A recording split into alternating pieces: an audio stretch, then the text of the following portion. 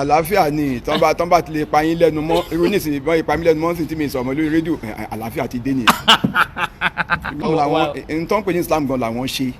torí Islam túmọ̀ sí pé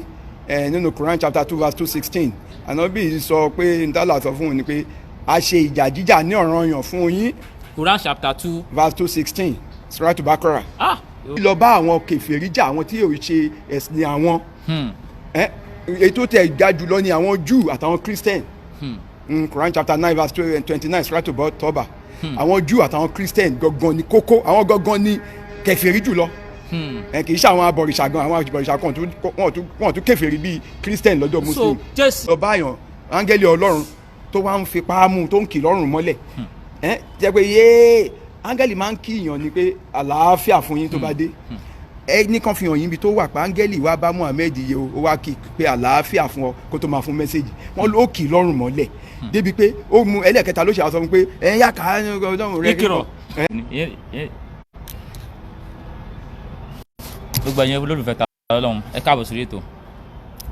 ẹ káàbọ̀ gbogbo ẹni tó bá ti wọlé sórí ètò kó máa bá mi tẹ love and like ẹ máa love program mi ẹ dẹ máa like ẹ máa share ara àwọn olólùfẹ́ yẹn aráàlú náà ni mo gbé wá ní lónìí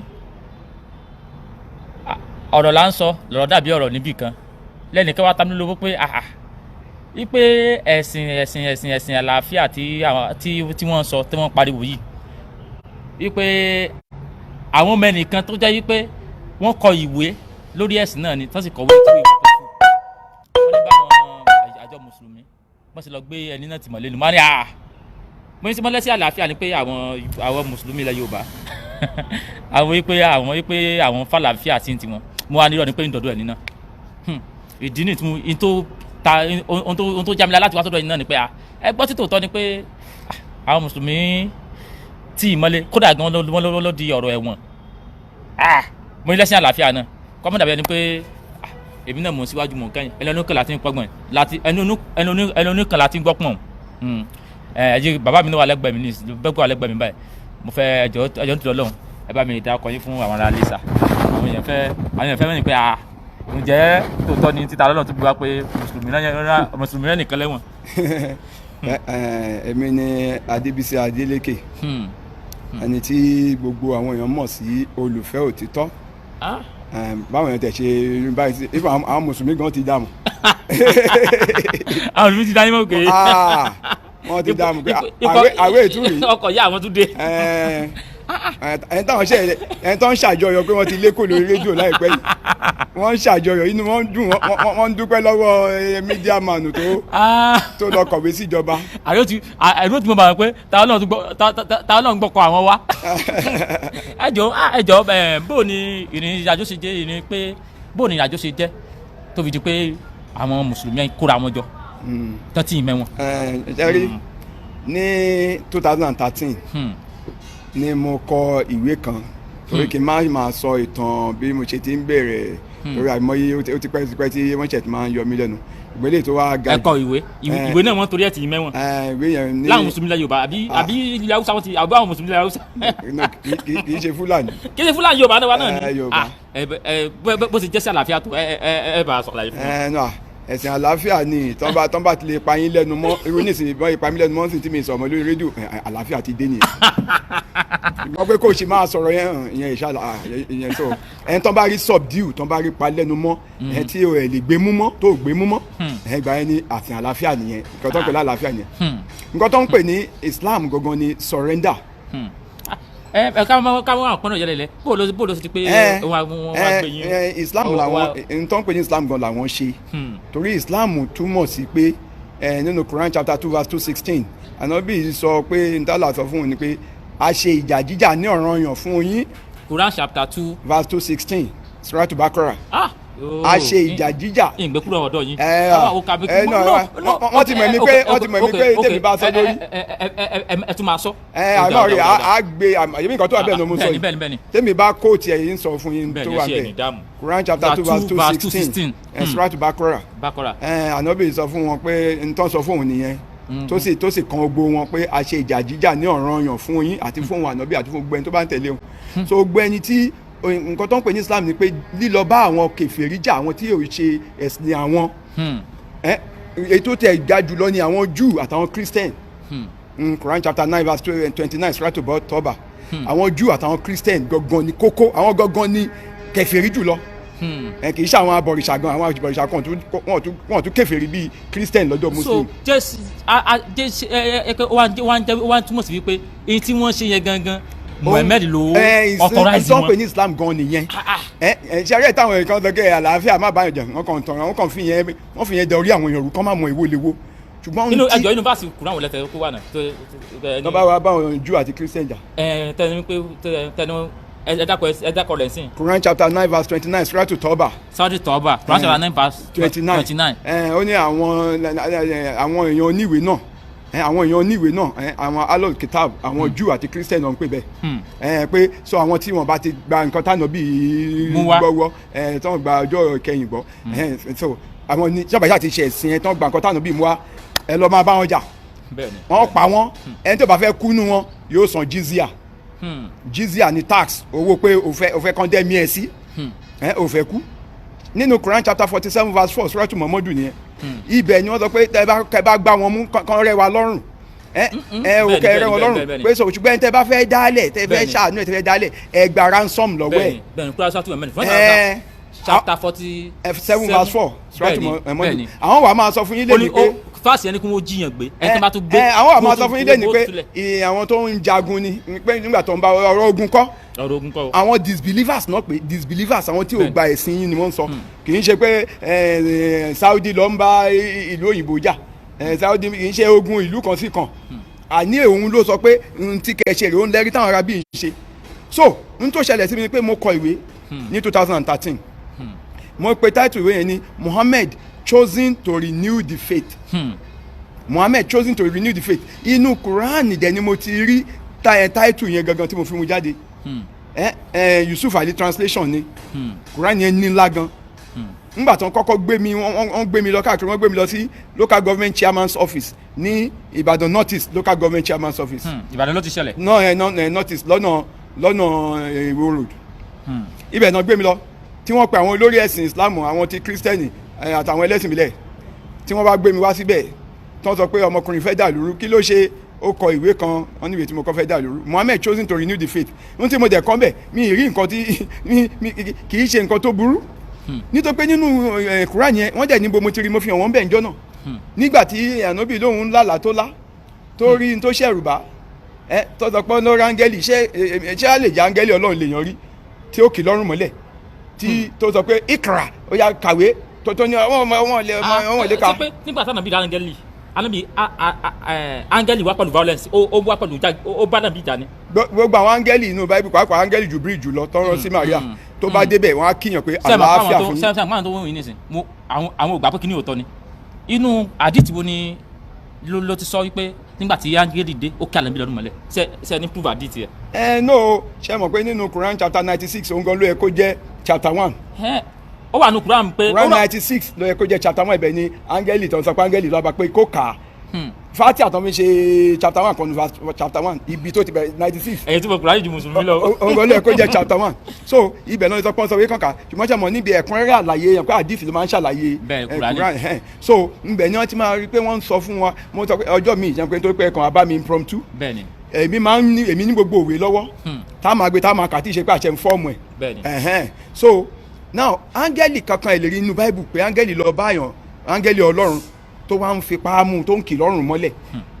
jẹ́ pé yéé áńgẹ́lì máa ń kí ìyàn ni pé àlàáfíà fún yín tó bá dé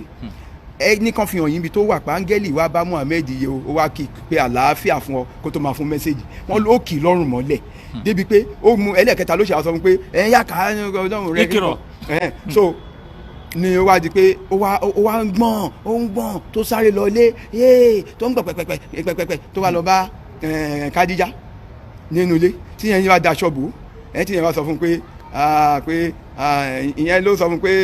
áńgẹ́lì Gabriel ló wá bẹ̀ kì í ṣe pé bóyá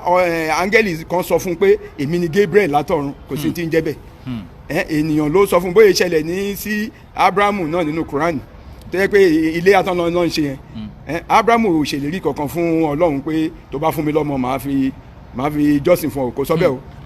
kò sọ bẹ́ẹ̀ ní Quran. kò sí ti ń jẹ́ bẹ́ẹ̀ o Quran 37 láti verse 100 kẹ́ máa ka lọ síwájú wọ́n ní ó ní kí Ọlọ́run fún un lọ́mọ wọ́n ní Ọlọ́run wá fún un ní ọmọ onísùúrù kan a forbearing son wọn ò sọ pé wọn ò dákọ Ishmael bẹ́ẹ̀ o wọn ò sọ pé Ọlọ́run fún ní Ishmael o Ọlọ́run fún ní a forbearing son so tá a bá fẹ́ máa sọ pé ọmọ wo ni ọmọ onísùúrù nínú Ishmael àti Isaac àwa ni ká lọ máa wò ká lọ ka Bible ká tó mọ̀ tẹ́ ẹ̀ bá ka Bible ẹ̀ lè rí details. bàbá mi ẹ mọ̀ jà fọlọ́ lásán. so mo ti ń yà bàrà ẹ ti ń yà lọ. mo ti ń yà bàrà. àmọ́ fẹ́ kẹ́ sọ bí story yẹn jẹ́ àwọn tó gbé yín tí mo jẹ́ pé ó di station. now bí mo ṣe gbọ́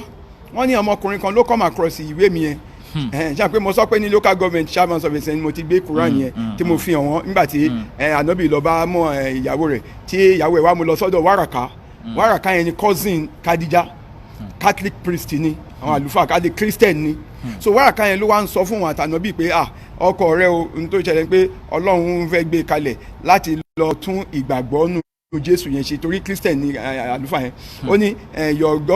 husband is God's chosen one to renew the faith. Which faith tí wàràkà náà wà nínú ẹ̀ ìyẹn gbàgbọ́ nínú Jésù so wàràkà ò sọ pé ànábì ìwé àgbọ̀ láti lọ bí ẹ̀sìn tí ẹ kọ́ so wọn ní kó lọ gbé ẹ̀sìn kankan kalẹ̀ tó yàtọ̀ sí ẹ̀sìn tí ìgbàgbọ́ nínú Jésù tí yẹn gbà torí pé ní táàmì yẹn àwọn Catholic túmọ̀ sí universal church kì í ṣe orúkọ denomination ìjọ ọmọ lẹ́yìn Kristi káàkiri àgbáyé kò ní orúkọ ìjọ Catholic universal ló ń pè bẹ́ẹ̀. so n tí ó wà núwèé tí ẹ̀kọ́ rèé. táìtù yẹn tí wọ́n sọ fún tí yẹn sọ fún pé ọkọ ẹ̀ Mohammed is God's chosen one to renew the faith. o ní táìtù ìwé yẹn ni mo fi ní Mohammed chosen to renew the faith. ìtọ́ tí ìmẹ́wọ̀n fún un. náà mo wá kọ láti jẹ́ kọ́ mọ̀ pé Mohammed o ọ̀rọ̀ Jésù náà ló ń sọ fún yín o kì í ṣe pé bóyá wàá gbé rẹ̀ kalẹ̀ o torí at least ẹni tó lè sọnù Quran chapter 3 verse 55 sí 56 wípé ẹ̀yin ènìyàn Quran 3 55 56 ohun tó ń sọ fáwọn èèyàn ni wọ́n ní Allah sọ wípé ìwọ Ìsá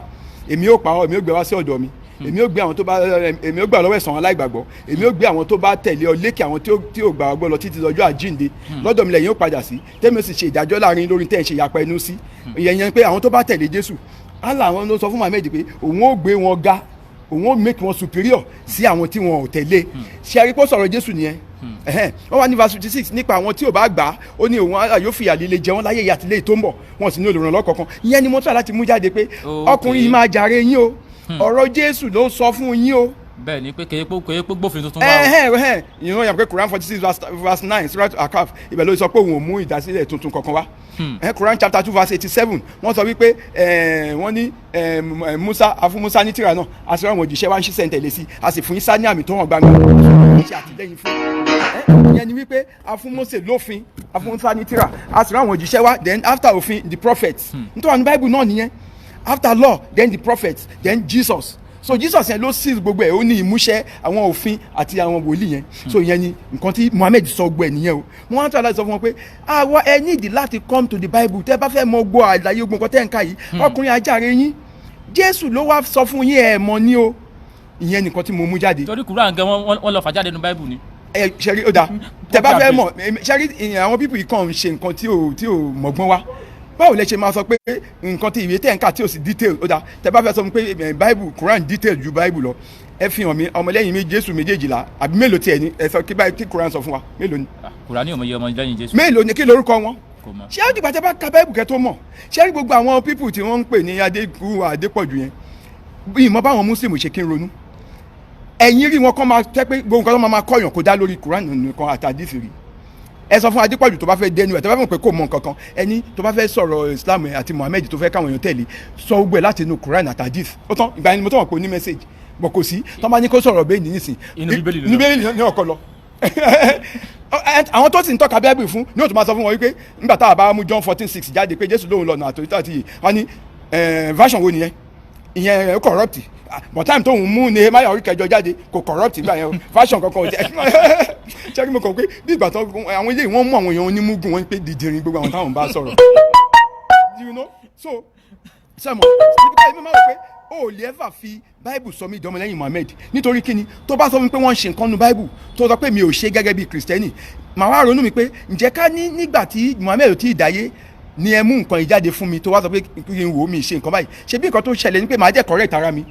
ẹni tí mò ń tẹ̀lé náà màá ṣì máa tẹ̀lé because ẹnì kankan tí ìdáyé tó ń pè Muhammed màá kọ́ correct ara mi ni tí wọ́n pè mo wrong lóòótọ́ so ìsídà kí n jọmọ lẹ́yìn Mósè tí wọ́n gbófin yẹn fún àbí kí n jọmọ lẹ́yìn Jésù ìkànnì méjèèjì báwo máa jọmọ lẹ́yìn Muhammed tí wọ́n ti bí so mo kàn mọ̀ pé àwọn èèyàn gọ̀ọ̀gan o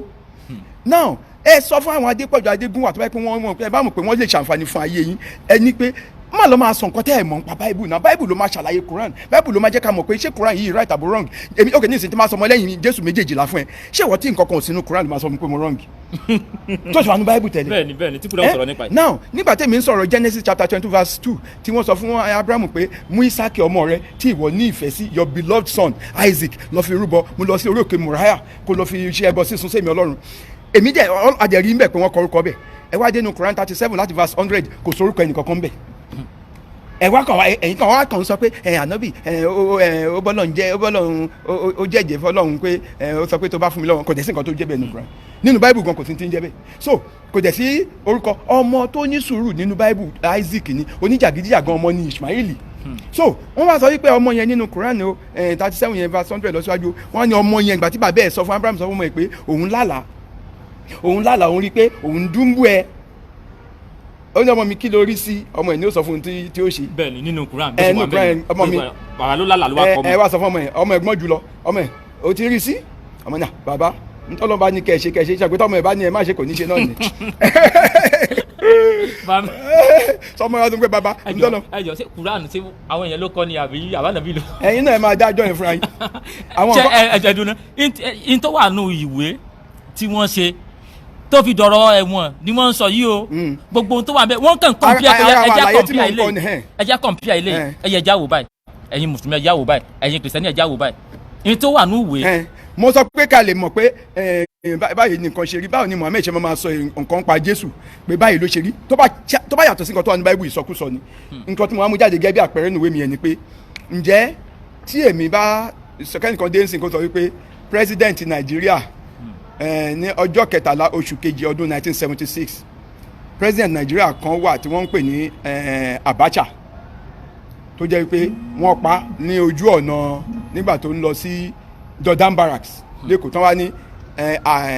Abacha ló kọ rẹ̀ ọjọ́ kẹtàlá oṣù kejì ọdún 1976 ni wọ́n pa Abacha ló kọ rẹ̀ mo ní ṣé tí ara lọ́wọ́ kan bá dé tó bá sọ bẹ́ẹ̀ fún yín kó sọ fún mi pé Ọlọ́run ló sọ bẹ́ẹ̀ fún un ṣé má gbà pé Ọlọ́run ló sọ ìsọkúsọ nìyẹn Ọlọ́run ó ṣàṣọ tí ò ṣẹlẹ̀ historical event tó jẹ́ pé gbogbo èèyàn ló mọ̀ wípé Muritala Ramot Muhammed ni wọ́n pa ní ọjọ́ kẹtàlá oṣù kejì ọdún 1976 lọ́nà Jordan Barracks wà tó ń lọ sọ́fíìsì so ìwọ tó kọ ìwé yẹn jáde tó sọ fún mi pé Ọlọ́run ló reveal ẹ̀fẹ̀ máa ní Ọlọ́run kọ́ èmi tí mi sọ fún ẹwọn Nàìjíríà ó ti wà lákọọ́lẹ̀ ọgbọ́n ọmọ Nàìjíríà ló mọ̀ pé Muritala ni ìyẹn lè máa tẹ̀lé so ìwọ tó bá tẹ̀lé ti Abacha náà pa ní ọjọ́ kẹtàlá oṣù kejì nǹkan burúkú ló tẹ̀lé so òun ni mo fi ṣe àlàyé yẹn wípé ṣó possible kí Ọlọ́run sọ nǹkan tí àwọn ọmọlẹ́yìn Jésù sọ ń pa Jésù kí ẹnìkan wá sọ pé kò tún rí bẹ́ẹ̀ mọ́ ṣọ́lọ́run lè sọ bẹ́ẹ̀ ṣọ́lọ́run lè sọ wípé Kádíjà ni ìyá Muhammed pé kì í ṣe Àmínà tó bá bí ń pé kí nìdí kí Ọlọ́run ló sọ bẹ́ẹ̀ fún mi kí a sọ pé níbo níbi mi pé níbo mo ti rí kà kí níbo lẹ́yìn ti rí ti yín pé Àmínà ni kẹlẹ́ wọn gbá àdìsí wá fún mi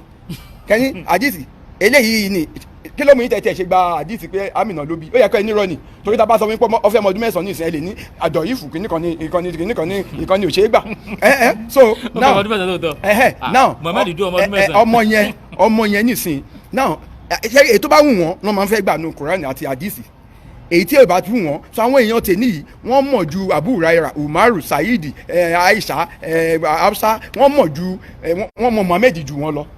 àwọn ilé ló máa ń sọ èyí tí ànábì ṣe ń gbà yẹn èyí tó fi purọ́ mọ́ èyí tó jó òótọ́ àwọn aláìmọ̀kan tó kúnnú ayé yìí nísìnyí àwọn ló mọ̀ àwọn Adépọ̀jù àwọn rọ́pọ̀jù àwọn ló mọ̀ àní báwo yẹn ṣe gọ̀dé lẹ́fù yẹn mi mọ́ wọ́n ti máa sọ fún yín pé irọ́ nìyẹn ẹ̀yin náà sì gbà pé irọ́ ni jẹ́ni tó bá yẹ pé irọ́ ni a jẹ́ pé kò sẹ́ńtì jẹ́ Muhammed irọ́ ni pé ẹnìkan wà tó ń jẹ́ Muhammed irọ́ ni pé bàbá kan tó ń bí jẹ́ Abdullahi irọ́ ni pé bàbá ẹ̀ Abdulmutalib irọ́ ni pé ìyàwó ẹ̀ Aisha so èmi wá sọ fún yàmi èmi sọ fún yín sìn pé Kádíjà ló bí Muhammed ṣé tí n bá sọ bẹ́ẹ̀ ṣe lè gbà kémi wá sọ fún pé ok yàtọ̀ sí pọ́lọ́n tiẹ̀ sọ bẹ́ẹ̀ ẹ jẹ́ ká ti bi ìṣáná kì í sóògùn ṣe bí ọdún mẹ́ẹ̀ẹ́dógún ló fi jù lọ ṣé tí wọn bá fọ ọdún mẹ́ẹ̀ẹ́dógún jù yàn lọ ṣé kò tóbi. ó tóbi náà sọ òun nìyẹn báwọn náà ṣe máa ń sọ pé Ishmael ni Abraham fẹ́ fi rúbọ torí pé òun là kọ́ bí ní ìwà ẹni tó wà nínú bíbélì ni pé wọ́n ti lé jáde kó lé wọn àti yẹ́ ẹ̀ wọn ò sí lẹ́gbà tọ́lọ́run ṣèdánwò yẹn fún Abraham táwọn ló ń pè ní Ibrahim wọn ò ṣe ìdánwò yẹn fún Ishmael tó dẹ̀ ń sọ yìí kì í ṣe orúkọ ẹ̀sìn Islam Ishmael wà ní Bible Agari tó bí kò í ṣe pé ó jẹ́ Muslim kò ṣe ẹ̀sìn Islam abọ̀rìṣà ni ará Egypt ni òòṣà náà ń bọ nílùú tiwọn tí wọ́n jẹ́ ọmọ ẹrú Abraham àti Sarah so kì í ṣe pé bóyá ó ṣe Islam náà wá fún lórúkọ Islam Ishmael ló ṣe orúkọ Islam ṣùgbọ́n gbogbo nǹkan ní nǹkan wọ́n kàn sọ di tiwọn bọ́n ti fẹ́ sọ gbogbo ìlànà ti Kristi àti ti Judaism àti Christianity wọ́n fẹ́ sọ di pé àwọn làwọn jẹ́ original. ẹ ẹ fídíò kan tó ń lọ lọ́nà láì ní ìsìn nínú ṣọ́ọ̀ṣì ṣọ́ọ̀ṣì di mọ́ṣáláṣí tó ń pè àdúrà fún ọyàn táwọn náà bẹ ti gbọ́ tó ń lọ pé yá máa lọ lé àwọn tó ń gbógun tì ọ yóò fò lọ bí ẹyẹ yóò fò lọ bí ẹyẹ yóò fò lọ bí ẹyẹ ṣe rí kò jọ èmi lójú bó ṣe yẹ kó rí nìyẹn torí nínú hadith Buhari àti Muslim number 1917 Ànábì sọ fún àwọn ọmọ ẹ̀yìn ẹ̀ wípé ó ní you will follow the traditions of those who preceded you exactly until if they enter the whole of that you will follow them ó ní ẹ máa tẹ̀lé ẹ̀kọ́ àwọn tí aṣáájú yín o you will follow the tradition of those who preceded you exactly àwọn yẹn wá béèrè pé àwọn wo ló ń sọ do you mean the Jews and the Christians ó ní àwọn wo mo tún sọ àwọn tẹ máa tẹ̀lé ìlànà wọn ẹ̀kọ́ wọn náà nìyẹn so tẹ bá rí tó ń ṣe nǹkan lẹ́nu kò sí original Islam is not original gbogbo nǹkan tó ń practice so it's not original it's counterfeit you know that is imitation tẹ bá lọ ka hadith Buhari and Muslim kan náà number 3011 Muhammad tún sọ ní pé kí àwọn ọmọ ẹ̀yìn òun pé ẹ̀ tún tẹ̀lé tradition of the Persians and the Byzantines ìyẹn àwọn abọ̀rìṣà bẹ́ẹ̀ ṣe máa tẹ̀lé ẹ̀ copy àwọn Jew ẹ̀ copy àwọn Christians ẹ̀ tún copy àwọn abọ̀rìṣà Persian and Byzantines ó ní you will imitate them nǹkan tó kọ́ bẹ́ẹ̀ gan ni ọjọ́ tí n bá máa wá nítorí pé ẹ bá mi impromptu ni màá gbé e wá tí wọ́n kà tá fi àwọn èèyàn báyìí kì í ṣe pé màá kàn máa sọ lórí wọ́n rí tí wọ́n kọ́ bẹ̀ pé ẹ imitate so tẹ bá rí pé àwọn eléégún àwọn ni torí pé ààrẹ náà ni gbogbo mẹ́tẹ̀ẹ̀ta náà papọ̀ tó ń pè ní Islam kò sí ọ̀kan tó jẹ́ original ní Islam so gbogbo ló jẹ́ pé gbogbo tó fẹ́ hijack lọ́wọ́ àwa Christians nǹkan tá à ń practice wọ́n fẹ́ ṣe bẹ́ẹ̀ pé àwọn lọ original. èyí tẹ́ sọ sí wọn nùwé náà pọ̀ jù àyíwá ni wọ́n ní lẹ́wọ̀n wọ́n rẹ̀ yín lẹ́wọ̀n. bọ̀ ṣe mọ̀ pé èyí tí mi wá sọ yìí nísìn ṣe àpò yàtọ̀ sí ìtàwọn Adépọ̀jù Adégún à ń ṣe kiri ṣe àpé kì í pé ṣe ni mo déédéé sọ pé Kùránì ò dáa ẹ̀kíní kan dáa nínú tí ò dáa yẹn lèmi fẹ́ mu tó jáde ńbẹ̀ because n tó dáa farapamọ́ síbẹ̀ n tó dáa tó lè ṣe ọkàn wọn ní rere tó lè gbà wọ́n là ó farapamọ́ síbẹ̀ mo èṣù dáwọ́ bọ̀ wọ́n lójú báyìí bẹ́ẹ̀ sì ni ọkùnrin tí ọkùnrin tẹ́lẹ̀ yìí yóò jàre yín because òun ló sọ nǹkan tí mò ń sọ yìí gbogbo ọ̀tọ̀ ń sọ lẹ́yìn pé Jésù ẹ̀jẹ̀ nǹkan Jésù jẹ́ nǹkan ṣé lárúbá ṣé ọmọ Israẹli ni Muhammed tó sọ pé àwọn tó bá tẹ̀lé Jésù lọ́lọ́run gbéga ló máa make wọn superior Quran 355 títí dọjọ́ àjíǹde ọjọ́ àjíǹde ò tí ì dé o Quran 355 ọjọ́ àjíǹde ò tí ì dé o ṣé ó wá kọ́ ọbẹ̀ pọ̀ ọmọ Israẹli ni Muhammed sọ ṣé ọmọ Israẹli ni Muhammed tó ń sọ ni tó bá jẹ́ wípé ọ̀rọ̀ ọmọ Israẹli ni ní bá lẹ́nu Muhammed torí ẹ̀yin tèmi ẹ̀yin ò sọrú ẹ̀ bọ́ torí pé Jésù wà fún gbogbo ayé òun ló fà tí yẹ pé Muhammed náà wọ́n sọ fún lòun náà dẹ̀ wá sọ bọ́ tó pé ẹ̀rọ ẹ̀ ni pé ó pa gbogbo ẹ̀ pọ̀ bó ṣe ń ṣe ti Júù ló ṣe ti Kírísítẹ́nì ló ṣe ti kọ̀ọ̀ṣà òun lé pé gbogbo ẹ̀bẹ̀ àdúrà tó máa ń bẹ̀ láyé ó máa ń bẹ̀bẹ̀ ní ó ní 70 times sí 100 times ló máa ń ṣe ansagavula kọ́lọ̀ dáríjì nínú hadith Buhari and Muslim number 2725 2724 2725 ibẹ̀ ló wà pé òun máa ń tọrọ ìdáríjì 70 times 100 times lójúmọ́ kí sì ní nǹkan tó máa ń tọrọ ìdáríjì 2743 ó máa ń bẹ lọ́run pé kó jọ o kó dáríjì wọn pé ẹ̀ṣẹ̀ ignorance òun ó mọ̀ pé òun ti ṣe àwọn èèyàn lọ́nà gan ó mislead àwọn èèyàn gan ó ní òun máa mú ọmọ dẹ́ṣẹ̀ ó lóun máa exaggerate àkókò Mẹ́kà àbíkẹ́ náà pẹ̀lú àkókò Mẹ́kà ṣebí irọ́ ni ó ga tó báyìí. ó tiẹ̀ mọ́ sílẹ̀ lọ́nà ẹ bó dún Quran 33 nígbà tó lọ gba ìyàwó Saidi ẹni tí ẹ̀mẹ̀kú mọ̀ tó mọ́ síyàn lọ́nà nìyẹn o ìgbà tó lọ gba ìyàwó Saidi nínú Quran 33 50 ni tó sọ wípé òun o ní tóun bá ti ṣe o tóun bá ti báyìí tóun bá ti dá tóun ṣàwò. 350 Surat Azab ibẹ̀ ló sọ pé òun ní alàgbà fún pé òun lè fẹ́ gbogbo àwọn tó tẹ̀lé òun láti ìlú tó mú lẹ́rú náà òun lè fẹ́ ọmọ ẹ̀gbọ́n bàbá òun lóbìnrin ọmọ ẹ̀gbọ́n ìyá òun lóbìnrin ọmọ ẹ̀gbọ́n bàbá òun ẹ̀gbọ́n ìyá òun lóbìnrin ọmọ àbúrò bàbá òun lóbìnrin òun ṣáà ní pé òun lè fẹ́ ọmọ fámìlì. ó wá sọ pé bàbá parí abáàsì yẹn ó wá sọ pé ìwà yìí èmi nìkan ni àìdá yẹn wà fún àìdá tó pọ̀ mọ̀ pa àìdá ni so èmi nìkan ni mo lè ṣe àìdá sọ pé èmi tèmi bá ṣe àìdá lọ́jọ́ Ọlọ́run ó ti dá ẹ̀yin ni tẹ́ bá ṣe àìdá ẹ̀yin ni ẹ wọ̀ ná pẹ̀lú àìdá. ṣé ẹ kiri Ọlọ́run tó pàṣẹ àní Ọlọ́run tó pàṣẹ. ṣé wọn kọ ṣé ìyẹn ló kọ Kùránì. ẹ lè rí ibì kankan nínú wòlíì kankan nínú báyìí ẹ lè rí wòlíì kankan tó sọ pé òun yàtọ̀ sí gbogbo èèyàn òun lè dáràn tó. èmi nìkan lè ṣe kínní ẹ̀yin yòókù ẹ lè ṣe ẹ lọ wo inú báyìí Kùránì ló wà Kùránì 350. èyí tẹ́ ẹ tún sọ yìí nígbà tó gbàyàwó Saheed Kùránì 33-37 ó ní pé ẹni tí wọ́n ṣojú rere fún Saheed tí Ọlọ́run náà ṣojú rere fún kí lè tí ó wá ń sọ pé kó di ìyàwó ẹ̀ mú Ọlọ́run ló sọ bẹ́ẹ̀ fún o kí lè tó sọ pé kó di ìyàwó ẹ̀ mú ẹni tẹ́ pé àwa Ọlọ́run ń tó fi pamọ́ sínú ọkàn ẹ̀ àbẹ̀hù jáde àwa fẹ́ fún ẹ láàyè wọ́n free láti ṣe pé so tí Saheed bá ti ní ìdìyàwó ẹ̀ mọ́ àti fi fún wọn so kí wọ́n fẹ́ wọ́n wá nítorí kó má bàa sí ìdíwọ́ ìdènà fún àwọn bàbá láti máa fẹ́ ìyàwó adopted sons wọn tẹ́ bá lọ dé verse 53 yẹ wọ́n wá sọ wípé wọ́n ní nígbà tí ànábì wá gba ìyàwó ọmọ yẹn tán ṣẹ́rí nínú àdìs lẹ́ẹ̀tì rí ní tó ṣẹlẹ̀ ó wá ń da álẹ̀ fáwọn èèyàn ó ń ṣe fún wọn lóúnjẹ ó ń dansia ìyẹn wà nù àdìs Buhari Muslim number 2413 náà ibi tó ti ń dansia fún wọn yẹn ibẹ̀ làwọn yẹn wá ń tẹnu bọlẹ̀ yá ṣe ń tànà bí wàá ṣe ìdá ní ànábì kan tó lọ́nù ẹ̀mí ni nígbà tó gbé ayàdé ni ìyẹn ló wà nù Quran 33 verse 53 ní tó bí ìyẹn nìyẹn o ló wá sọ pé ẹ̀yin èèyàn tí ànábì ò bá pè yín kẹ́ wá sílé rẹ̀ ẹ má lọ o tó bá pè yín lọ ilé rẹ̀ nìkan pé kẹ́ wá jẹun ní kẹ́ tó lọ o tẹ́ bá dẹ̀ ti jẹun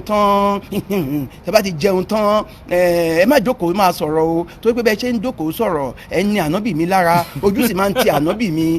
mi ò ní fẹ́ sọ̀rọ̀ ṣùgbọ́n èmi ò bá a sọ èmi àlà ń gbẹnu olóògbé. ẹ̀yin mùsùlùmí ọwọ́ bẹ ẹ pọn yín lónìí mo ti gbọ́kọ̀ ya yín wá. pé èmi ò bá a sọ nítorí pé òun lójú ń ti ojú òtí èmi Ọlọ́run láti sọ fún yín o ẹ máa lọ ilé yẹn kó àǹgára yín jẹjẹ wá rí n gbọ́dọ̀ rí ẹnìkan tí ó fẹ́ ìyàwó ànábì mi ò tó ń bá kú tán òun ló lè fẹ́ ìyàwó anybody yín bó bá náwó sí ìyàwó ẹ̀ tó lóhùn ìyàwó ẹ̀ gbọ́dọ̀ tẹ̀lé lọ ní so ṣùgbọ́n tó ń bá kú ẹnikẹ́ni ò gbọ́dọ̀ fẹ́ ìyàwó rẹ̀ lẹ́yìn òun ó bá gba mẹ́sẹ̀gì ṣe rí ẹmọ̀ kan táwọn pípì ṣe ń ja ìjà kó akátá tó máa pa gbogbo wa lẹ́nu mọ́ gbogbo àwọn tó bá mọ òtítọ́ tó fẹ́ jẹ́ tó pé wọ́n ṣàfẹ́ máa da ó bo kí n mọ́lẹ̀ ẹnu náà máa fi tún ìwé yẹn ṣe pé ìwé ọ̀rọ̀ Ọlọ́run ni ẹdún ta ló sọ fún wọn pé gbogbo nǹkan ló wà ní Báíbù áńgẹ́lì kan ló wá ń sọ mẹ́sẹ̀gì fún ìyànnà fi sọ kò sẹ́ni tó sọ bẹ́ẹ̀ ṣùgbọ́n ẹnìkan péré ló sọ fún yín pé áńgẹ́lì ló ń sọ nǹkan fóun àtọ̀rọ̀ta rẹ̀ àti ìṣekúṣe rẹ̀ àti ìfẹ́kúfẹ́ rẹ̀ àti èyí tó jẹ́ ti Bíbélì àti èyí tó jẹ́ ìtàn àròsọ àti àgbékalẹ̀ fọ́múlà torí sọ pé ó máa exaggerate ọ̀pọ̀ nǹkan ló máa ń sọ tí ò possible.